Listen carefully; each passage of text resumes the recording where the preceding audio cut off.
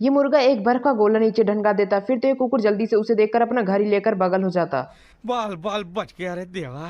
लेकिन ये गोला तो लकड़ी से उड़कर ऊपर चला जाता और वापस आकर इस मुर्गी के ऊपर ही गिर जाता। अब देख तू। हेलो। ये मुर्गा साला दूसरे दिन इस कुकुर के घर पे आता और इस कुकुर को बाहर निकालकर इसे बर्फ में लपेटकर एक गुड्डा बना देता।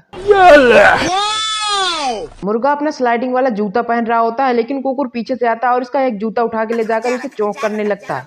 रुको जरा, ठीक है। फिर उसे चौक करने के बाद वापस वहीं पर रख देता है। लेकिन ये मुर्गा जैसे उसे पहनकर स्लाइडिंग करता तो पूरा बर्फ ही कट जा रहा होता। मुर्गा जल्दी से कुकुर को सबक सिखाने के लिए बर्फ का गोला बनाता और वापस उसके घर में मार देता। अब देख तू। अरे दादा रे। आजा आजा। कहाँ गया बे? मुर्गा इस कुकुर को उल्लू बनाने के बाद इस चपड़ गंजू के पास आ जाता और इसे उस कुकुर को फंसाने का आइडिया बताने लगता। अभी मजा आएगा ना भिड़ो। ये साइंटिस्ट साला एक दवाई बनाकर इस बतख के मुंह में डाल देता।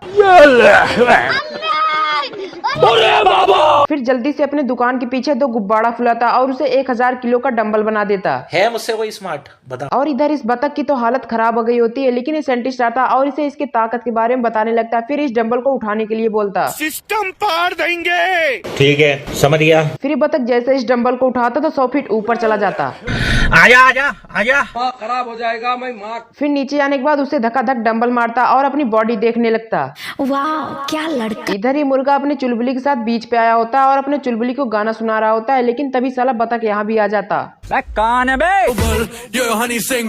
चुलबुली से देखते ही जल्दी से इसके पास आ जाती। फिर ये बतख भी उसे अपने ताकत के बारे में बताने लगता।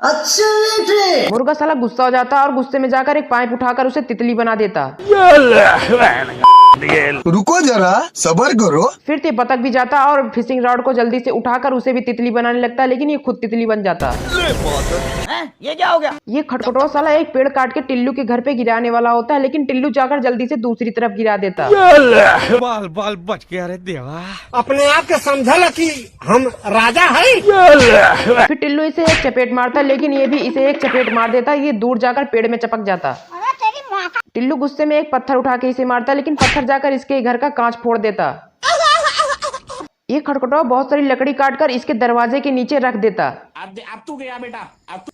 लेकिन ये सब टिल्लू देख लिया होता। फिर वो पत्थर डालकर जैसे ही फेंकता तो इसका पूरा घर ही गिर जाता। ये कैसे हो गया?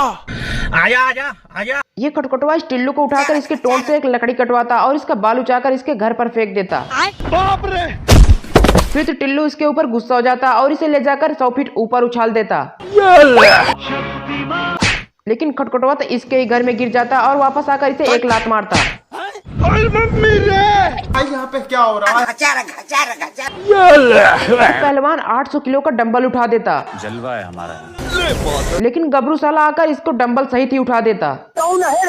बाप रे। पहलवान साला गुस्सा हो जाता और इधर आकर इस राड को उखाड़ देता और इसको पानी में डालकर इससे मछली पकड़ने लगता। अब देख तू। और तभी इस राड से ही एक शार्क बाहर निकाल देता। फिर शार्क इस गबरू के ऊपर चिल्लाती, लेकिन ये गबरू इससे भी तेज चिल्ला देता। भाई मुझे माफ कर दो। फिर इस गबरू और पहलवान में एक चुलबुली के लिए लड़ाई हो जाती। फिर ये दोनों मिलकर पंजा लड़ाने लगते।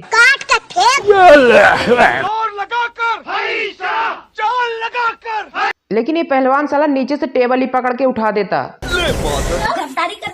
फिर पहलवान साला इस गबरू को एक पिंजड़े में बंद कर देता और ये देखकर चुलबुली डर जाती। तेरा क्या होगा कालिया? ये चुलबुली एक नदी में फंस गई होती है तो एक कपड़े को बांधकर उसमें फूंक फूंक कर अपनी नाव चला रही होती। अरे बाप ऐसा जबरा माल जाती। फिर चुलबुली जैसे बाहर आती थी गबरू झबरू जल्दी से इसे आकर प्रपोज कर देते। मैं बाबा टिल्लू। ये गबरू साला पीछे से इस नाव को लात मार के भगा देता, लेकिन ये चुलबुली तो कंफ्यूज हो जाती मैं किसके साथ जाऊं। अभी हम कुछ नहीं बता सकते हैं आपको। फिर तो ये गबरू साला बहुत सारा फल लेकर आने लगता और इधर ये झबरू भी बहुत सारा कोकोनट लेकर आने लगता। वाह क्या लड़का। चुलबुली तो सोते सोते ही इस गबरू को सारा फल ही खा जाती। फिर चुलबुली इस गबरू से खुश होकर इसे चुम्मा ले लेती। इतने तो गबरू साला खुश होकर शक्तिमान ही बन जाता। झबरू जल्दी से अपना एक नारियल निकालता और एक टोटी उसमें लगाकर इस चुलबुली को सोते सोते ही नारियल पानी घचा घच पिलाने लगता।